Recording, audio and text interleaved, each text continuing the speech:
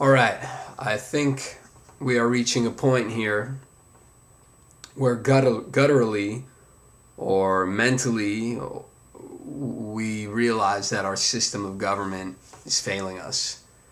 We're beginning to realize that our elected officials are in a system that rewards greed. And that's the bottom line. Even those well-intentioned officials who are simply there saying, oh, well, I'm going to vote for this to bring money to my district, or I'm going to vote for this to bring money here. It's greed. No matter how well-intentioned it is, it's someone trying to get their hands on more money, someone else's money.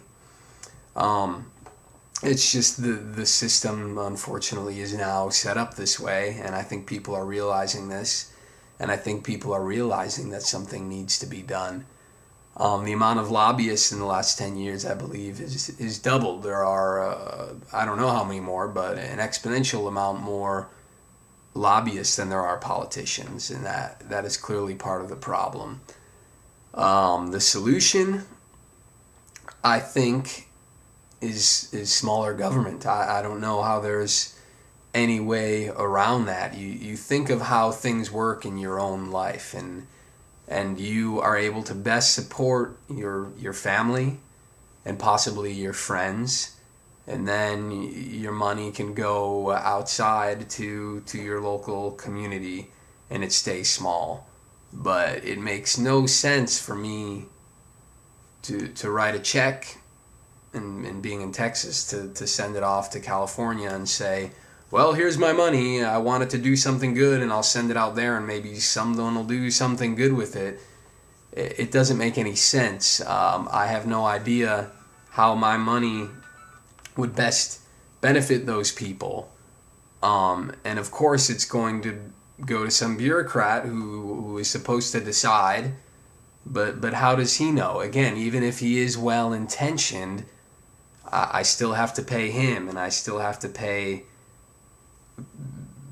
for him and his infrastructure in order to exist, to help people, as opposed to me just giving money to my friend in need and saying, hey, use this what you need to use it for.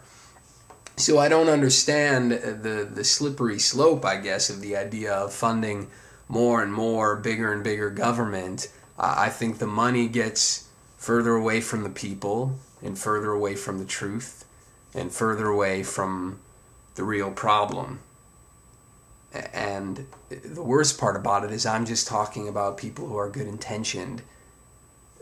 Power is sought by those who want power, and they say, absolute power corrupts absolutely, and I believe that. How many people, how many of your best friends, the people that you think are really genuine people, how many of them seek positions of power and seek positions of accumulating great wealth? I don't think that most good-intentioned people seek that and desire that.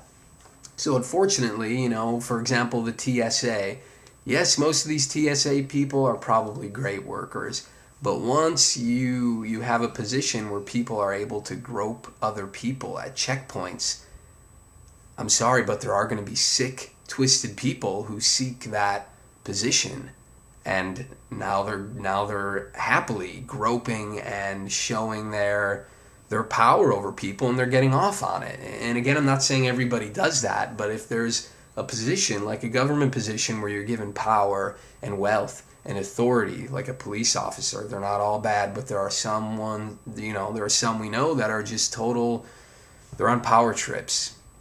And I think that's the problem with government. We've let greedy people take hold of it, and they're running wild. I mean, they're letting lobbyists say to them, and they believe it, or which I don't think, or they believe the money that they're being handed, and they're letting that speak. And I really think the only solution, it doesn't matter who we elect.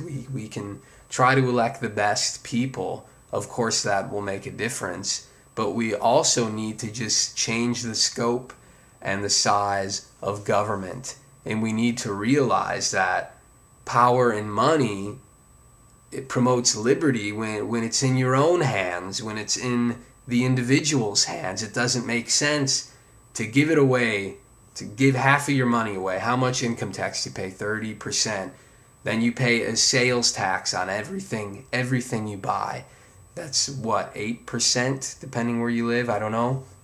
And then you pay property tax. You pay taxes everywhere, and then you pay fees. And literally, when you think about it, more than 50% of your money gets taken away. And again, furthermore, you think about war, think about the military-industrial complex. They say that 500,000 innocent Iraqi children alone. This is a UN report. I don't even like the UN. This is a UN report. They're the ones who wanted to get involved in this. And 500,000 Iraqi children, due to our sanctions and our bombings, have supposedly died. And we have our Secretary of State at the time, Albright, saying, well, I think it was worth it. And it disgusts me that I live in a country that can say that my tax money is funding war. Your tax money is funding war. And I don't care if you're political or not, or you just say, oh, I don't follow politics, I don't know, I don't care. You're being ignorant. Your tax money is killing people. So I don't know. I think that the best place to start is we vote for someone like Ron Paul.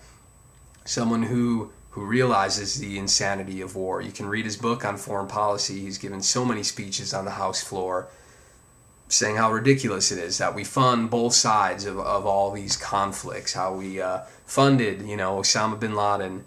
The CIA funded Osama bin Laden and the Taliban to fight the Russians. And then after that, we, of course, were fighting Osama. We fund both sides of every war. Read a history book. We aid Pakistan. We aid Israel. Israel. We're aiding both sides of every conflict, and it's absurd. But I'm getting off topic here. We need to vote for someone like Ron Paul, who will end these wars and who understands that a smaller government is key.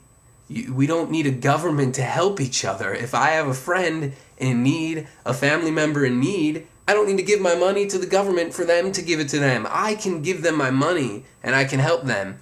If they're, I live in a community. We have children. We are all willing to pay money to educate our children. I know the extreme libertarian idea, I know people have issues with it, but I don't know. This is the reality of the situation. We can't live in a nanny state where we expect the government to save and help everybody. It's up to us as individuals to save and help each other. So, thanks for listening.